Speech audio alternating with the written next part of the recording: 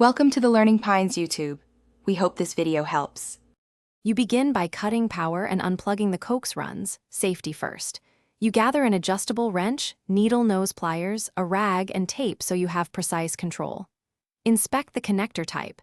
F connectors screw on, B and C bayonet locks twist, and twist-on connectors can be stubborn. Start by holding the cable jacket steady with one hand. That prevents strain on the conductor. Once that's done, place the wrench on the connector collar and prepare to back it off counterclockwise while you stabilize the cable. You now focus on loosening and extracting the connector. Use the wrench on the connector and pliers on the ferrule or cable jacket. Two tools prevent twisting the inner conductor. Turn counterclockwise with steady pressure. Short, controlled rotations work best. If the connector resists, apply a drop of penetrating oil at the base and wait a few minutes, then try again.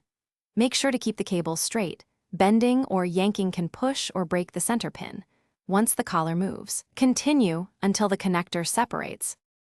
You finish by inspecting the exposed conductor and shield. Check for kinks, corrosion, or a pushed-back center pin. If the braid is frayed, trim cleanly and reposition the dielectric. If the center conductor is damaged, cut back and re-terminate.